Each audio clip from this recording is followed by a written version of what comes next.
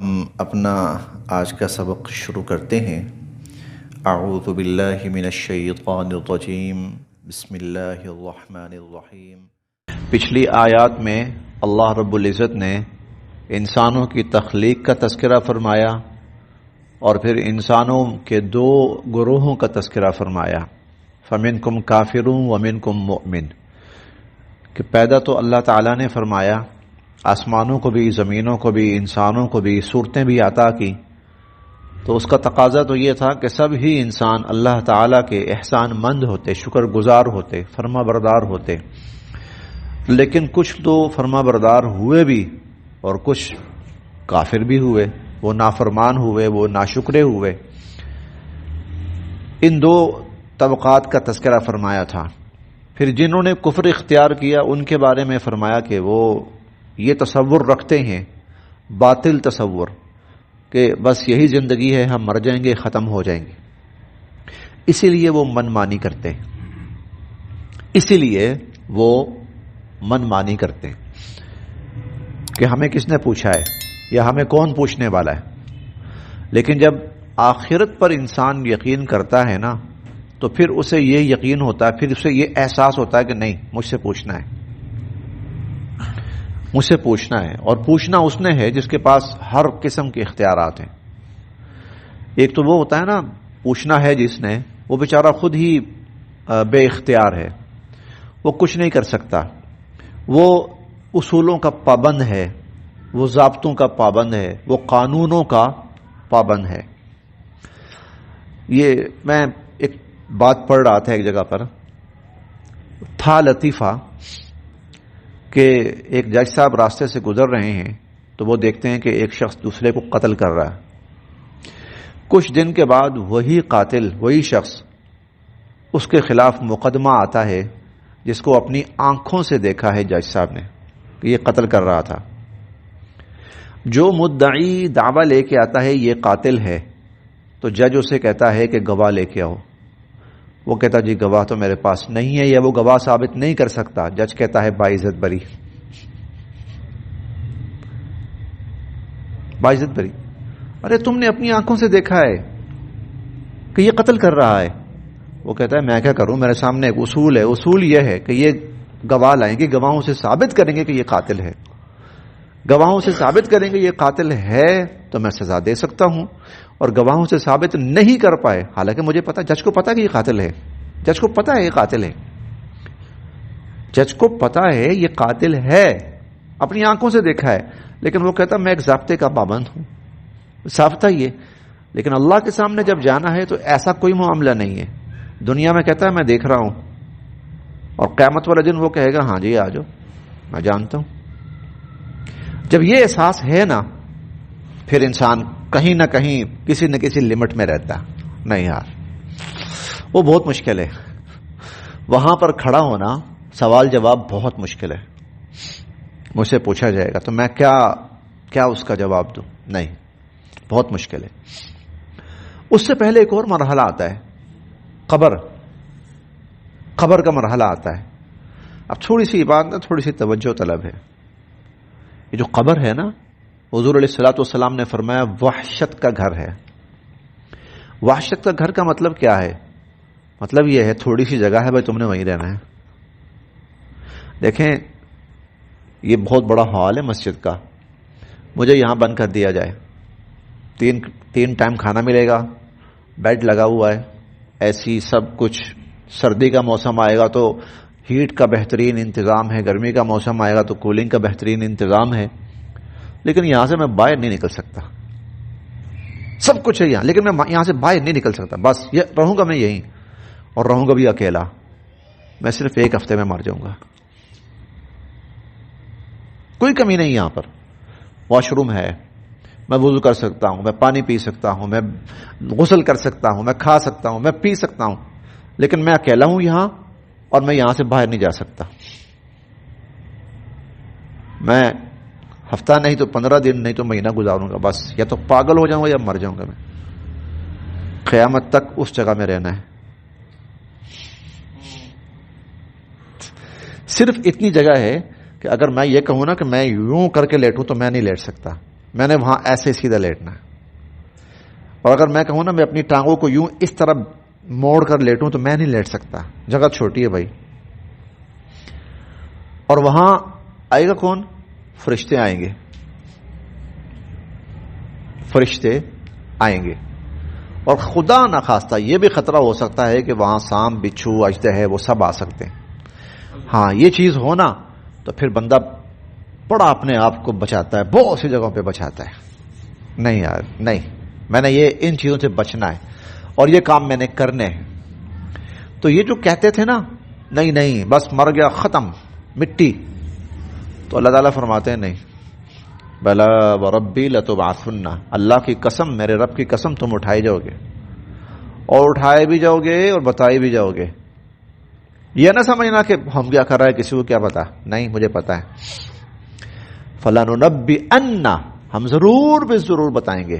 انبئکم, میں تمہیں بتاؤں گا. ینبئکم, وہ اللہ تمہیں بتائے گا.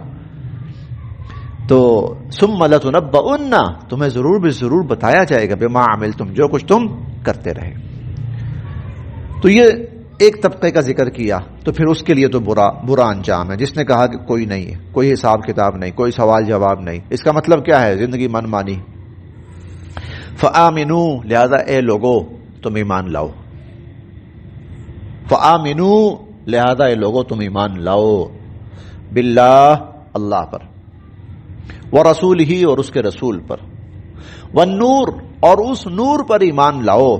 الذی انزلنا, جو ہم نے اتارا, یعنی قرآن مجید.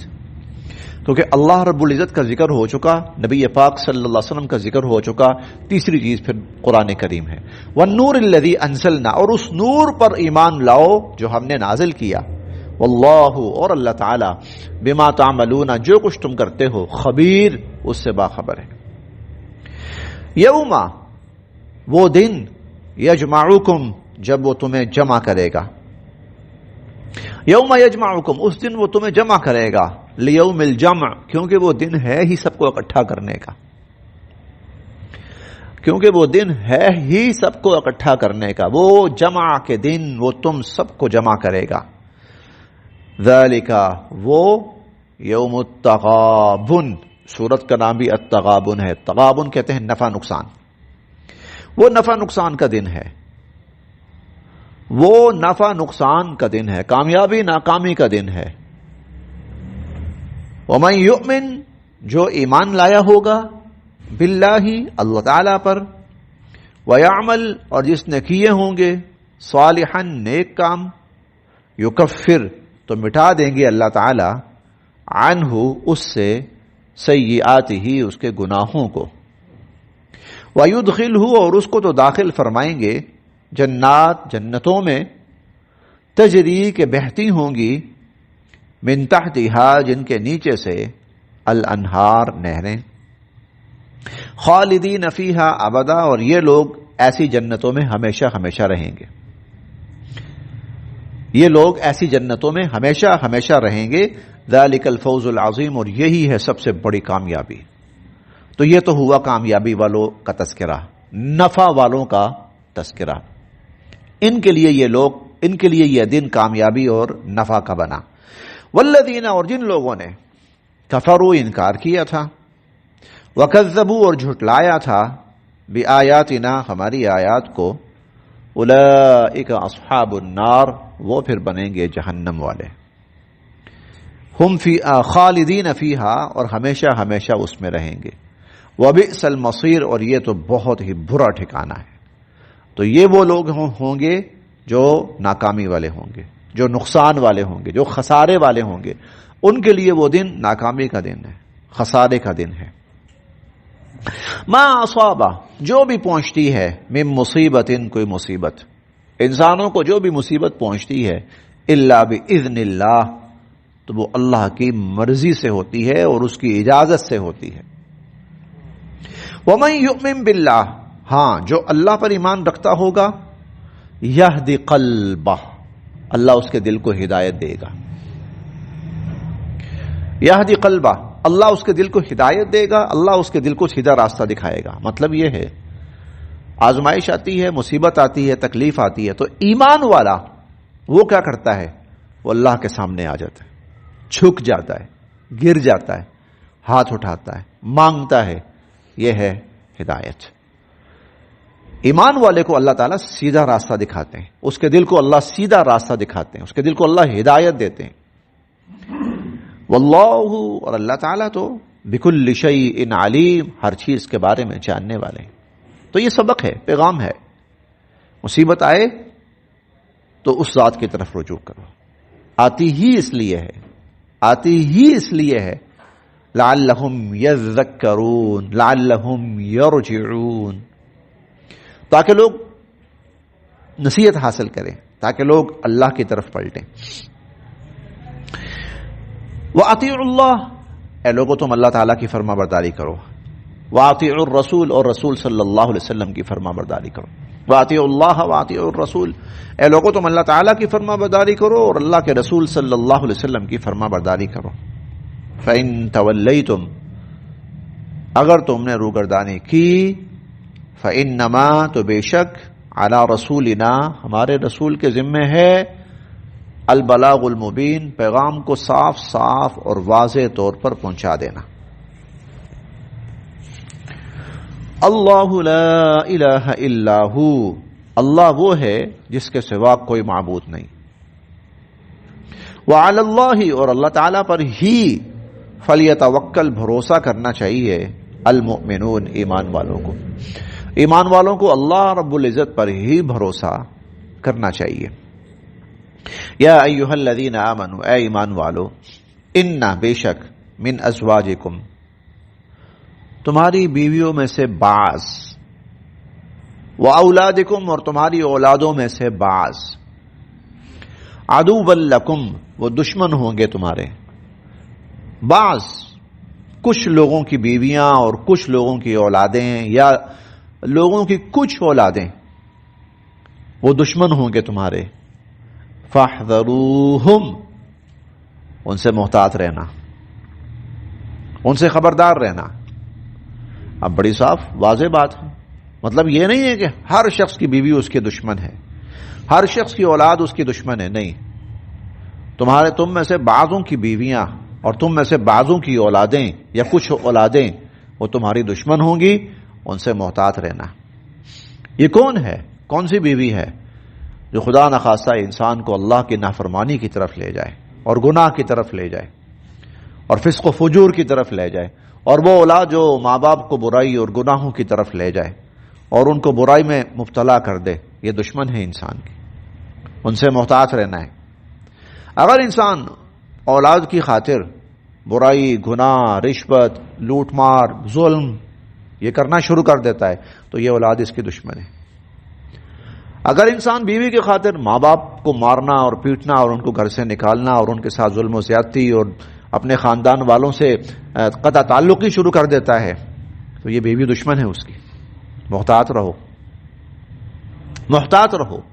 وَإِن تَعْفُوا، اور اگر تم درگزر کرو، وَتَصْفَحُوا، اور نرمی برتو، وَتَغْفِرُوا، اور بخش دو، فَإِنَّ اللَّهَ غَفُورٌ رَحِيمٌ، تو بے شک اللہ تعالیٰ بھی بخشنے والے، رحم فرمانے والے. اس کا مطلب یہ ہے اگر کسی نے یہ آیت پڑھی ہے نا اور اسے لگے کہ یار میری اولاد یا میری بیوی وہ میرے لیے گناہ یا برائی کا باعث بن رہی، تو اس کا مطلب یہ نہیں کہ پسٹل اٹھاؤ اور گولی مار دو اس کو، یا ڈنڈا اٹھاؤ اور پٹائی شروع کر دو، یا گھر سے نکال دو. نہیں، بھلائی محتاط رہو ان سے. وہ کام جو نافرمانی والے ہیں، گناہ والے ہیں، وہ تو ماں باپ کے بھی ماننے جائز نہیں. لا طاعۃ لمخلوق فی معصیۃ خالقہ، جس کام میں اللہ کی نافرمانی ہوتی ہو، مخلوق میں سے کسی کی وہ بات نہیں ماننی. لا طاعۃ لمخلوق فی معصیۃ خالقہ، جس کام میں خالق کی نافرمانی ہوتی ہو، مخلوق میں سے کسی کی وہ بات نہیں ماننی، چاہے ماں باپ کیوں نہ ہو، چاہے وہ بیوی بچے ہی کیوں نہ ہوں، چاہے وہ خاندان والے کیوں نہ ہوں، چاہے وہ حکومت اور اقتدار اور اختیار والے ہی کیوں نہ ہوں، وہ بات نہیں ماننی. ہاں یہ دشمنی ہے. اگر تم ان کی وہ فرمائشیں اور وہ ڈیمانڈیں پوری کرنا شروع کر دو تو یہ دشمنی ہے. وہ تمہارے ساتھ کر رہے ہیں اور تم ان کے ساتھ کر رہے ہو. فاحذرہم، محتاط رہو، بچو. وَإِن تَعْفُوا وَتَصْفَحُوا وَتَغْفِرُوا، اور اگر تم درگزر سے کام لو، نرمی سے کام لو، بخش دو ان کو، فَإِنَّ اللَّهَ غَفُورٌ رَحِيمٌ، تو بے شک اللہ تعالی بخشنے والے، رحم فرمانے والے ہیں۔ انما اموالکم واولادکم فتنہ، بے شک تمہارے مال اور تمہاری اولادیں آزمائش ہیں۔ واللہ، اور اللہ، عندہ، اس کے ہاں، اجر عظیم، بہت بڑا اجر ہے۔ یہ کیا مطلب ہے؟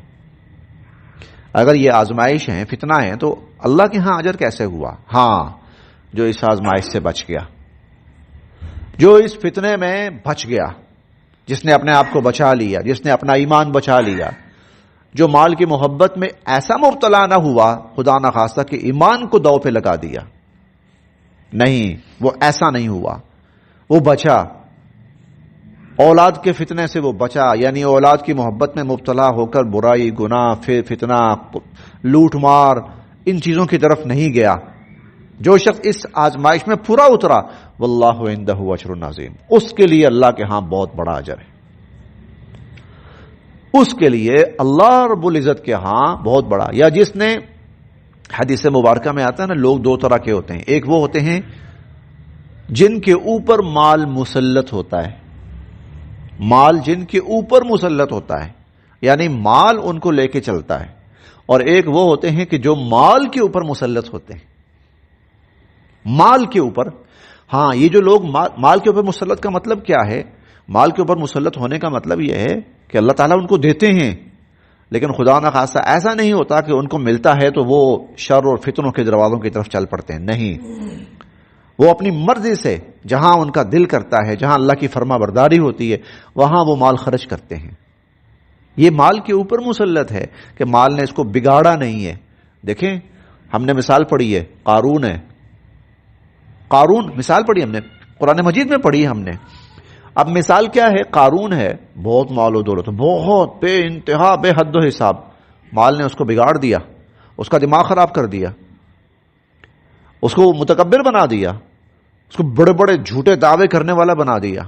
فرعون ہے، اقتدار نے اس کا دماغ خراب کر دیا۔ فرعون شروع میں بہت نیک تھا، فرعون شروع میں بہت، اپنی ابتدائی زندگی کے اندر، اپنی نوجوانی میں بڑا نیک تھا، عبادت گزار، غاروں میں جا کر عبادت کرنے والا، لیکن جب اس کو طاقت ملی، اقتدار، قوت ملا، تو بس پھر شیطان مسلط ہو گیا اس کے اوپر، اس نے دماغ خراب کر دیا، اس کا اتنا دماغ خراب کر دیا کہ واحد وہ شخص ہے جس نے کہا تھا انا ربکم الاعلی، سب سے بڑا رب جو کوئی اگر ہے تو وہ میں ہوں، یعنی اتنا بڑا اس کا دماغ خراب کر دیا، قارون کا دماغ خراب کر دیا۔ یہ وہ لوگ ہیں، طاقت جن کے اوپر مسلط ہو گئی، مال جن کے اوپر مسلط ہو گیا۔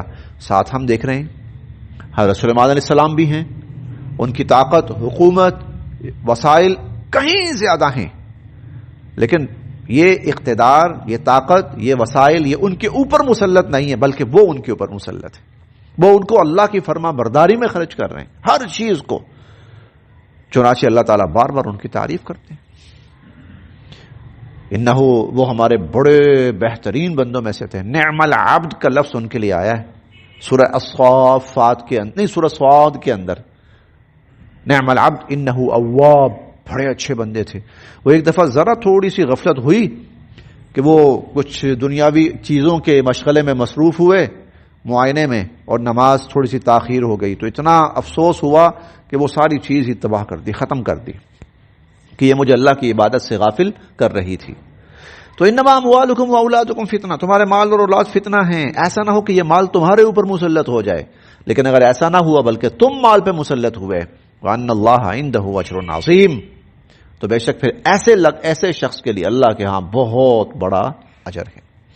فاتقوا اللہ، اللہ کی نافرمانی سے ڈرو، بچو، مستطعتم، جتنا تم سے ہو سکتا ہے، مستطعتم، جتنا تم سے ہو سکتا ہے، واسمعوا، اور اللہ کے احکامات کو غور سے سنو، واطیعوا، اور اللہ کے احکامات کی فرما برداری کرو، وانفقوا، اور اللہ کی راہ میں مال خرچ کرو، خیرن لانفسکم، یہ خود تمہارے لیے بہت بہتر ہے، یہ خود تمہارے حق میں بہت بہتر ہے۔ ومن یوق، اور جو بچا لیا گیا، یہ آیت بار بار آ رہی ہے، ومن یوق، اور جو بچا لیا گیا، شح نفسہ، اپنے اندر کے بخل سے اور اندر کے لالچ سے جو بچا لیا گیا، کیونکہ وہ تیسرے پارے میں ہم پڑھ کے آئے تھے، الشیطان یعیدکم الفقر، شیطان تمہیں ڈراتا ہے، نہ کیا کتنی غلطی کر رہے ہو، اللہ کیا کر رہے ہو، یہ بیوقوفی حماقت کر رہے ہو، فلاں کے اوپر خرچ، فلاں کے اوپر خرچ،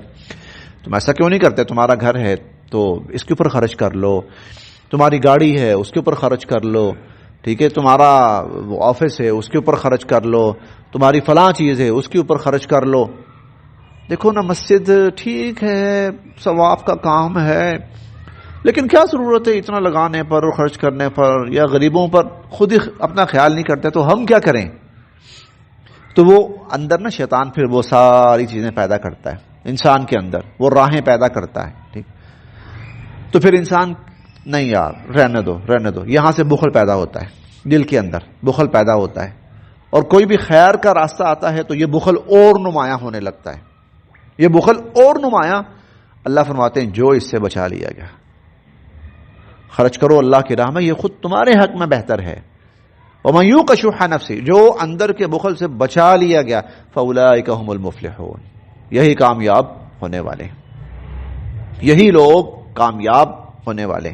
ان تقرضوا اللہ، اگر تم اللہ کو قرض دو، قرضا حسنا، قرض حسنا، یضاعفہ لکم، اللہ تمہارے لیے اس کو بڑھائیں گے، بلکہ بڑھاتے چلے جائیں گے، ویغفر لکم، تمہیں بخش بھی دیں گے، واللہ شکور حلیم، اللہ بڑے قدردان ہیں، حلیم بردبار ہیں، عالم الغیب، جاننے والے ہیں غیب کو، والشہادہ، اور ظاہر کو، العزیز، انتہائی غالب ہیں، الحکیم، انتہائی حکمت والے، العزیز انتہائی غالب ہیں، الحکیم انتہائی حکمت والے۔